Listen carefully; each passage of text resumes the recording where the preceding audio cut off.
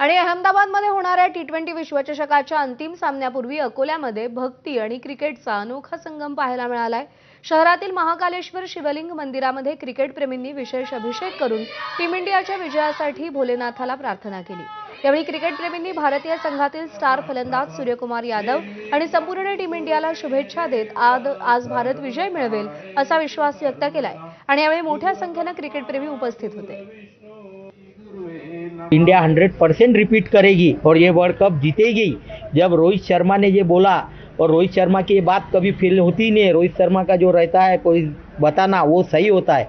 और इस बार इंडिया जीतेगी। और अभिषेक शर्मा जो ये टूर्नामेंट में थोड़ा डाउन चले, लेकिन वो आज फाइनल में बताएंगे कि वो अभिषेक शर्मा क्यों है, और आज वो फाइनल में 100% रन बनाएंगे। हमें पूरे 150 करोड़ लोगों को पूरा भरोसा है कि हमारे सूर्य कुमार यादव हमें वर्ल्ड कप जिता के देंगे। अजून दुसऱ्यांदा वर्ल्ड कप जिंकणारी पहिली टीम जे आपली घरात जिंकणार आहे, हे हिस्ट्री रिपीट करण्यासाठी मी भोलेनाथला विनंती केली।